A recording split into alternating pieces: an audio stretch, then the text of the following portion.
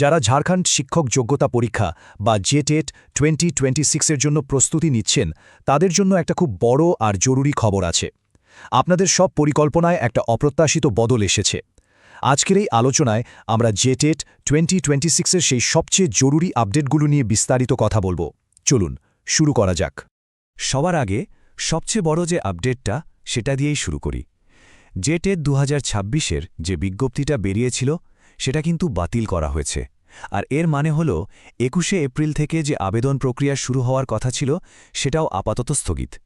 এটা কিন্তু একটা বিরাট পরিবর্তন, যা প্রত্যেক পরীক্ষার্থীর জানা দরকার। আচ্ছা, এখন তো সবার মনেই প্রশ্ন আসছে, হঠাৎ করে কেন এই পরীক্ষাটা পিছিয়ে গেল, তাই না? এই সেকশনে আমরা এই আকস্মিক সিদ্ধান্তের পেছনের আসল কারণগুলো খুঁজে বার করব। দেখুন, এর পেছনে আসলে দুটো বড় কারণ আছে।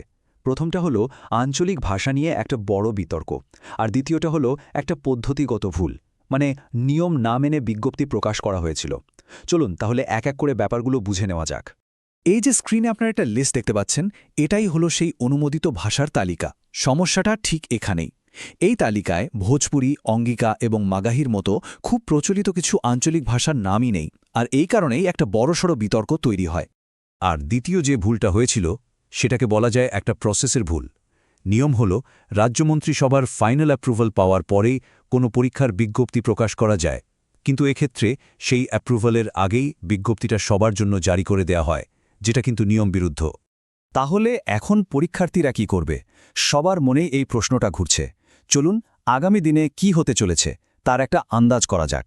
যা বোঝা যাচ্ছে তাতে এই সব সমস্যা মিটিয়ে নতুন করে বিজ্ঞপ্তি জারি করতে প্রায় 1 থেকে 1.5 মাসের মতো সময় লেগে যেতে পারে। তার মানে আপনারা কিন্তু প্রস্তুতির জন্য কিছুটা বাড়তি সময় পেয়ে গেলেন। এখন প্রশ্ন হলো, এই সময়টাকে আপনারা কিভাবে কাজে লাগাবেন? এই টাইমলাইনটা দেখলে পুরো ব্যাপারটা একদম জলের মতো পরিষ্কার হয়ে যাবে। দেখুন, 28শে মার্চ পুরনো বিজ্ঞপ্তিটা এসেছিল। 21শে এপ্রিল থেকে আবেদন শুরু হওয়ার কথা ছিল, যেটা এখন বাতিল। আর নতুন সম্ভাব্য সময় হিসেবে ধরা হচ্ছে যে পরীক্ষাটা আগস্ট বা সেপ্টেম্বর মাস নাগাদ হতে পারে। তো যখন আবার নতুন করে ফর্ম ফিল শুরু হবে তখন কি করতে হবে? চলুন আগে থেকেই সেই স্টেপগুলো জেনে রাখি, যাতে পরে কোনো অসুবিধা না হয়। আবেদন প্রক্রিয়াটা কিন্তু খুবই সহজ। অফিশিয়াল ওয়েবসাইটে গিয়ে প্রথমে একটা নতুন রেজিস্ট্রেশন করে আইডি পাসওয়ার্ড তৈরি করতে হবে। তারপর লগইন করে নিজের সব তথ্য দিয়ে ফর্মটা পূরণ করে ছবি আর সই আপলোড করতে হবে। সব শেষে অনলাইনে ফি জমা দিয়ে কনফার্মেশন পেজটা প্রিন্ট করে নিজের কাছে রেখে দিলেই কাজ শেষ। এবার চলুন দেখে নেই আবেদন ফি কত লাগছে। জেনারেল, ইডব্লিউএস বা বিসি ক্যাটাগরির প্রার্থীদের জন্য একটা পেপারের ফি 1300 টাকা, আর দুটো পেপার একসাথে দিলে 1500 টাকা। এসটি, এসসি এবং দিব্যাঙ্গ প্রার্থীদের জন্য একটা পেপারের ফি 700 টাকা আর দুটোর জন্য 800 টাকা।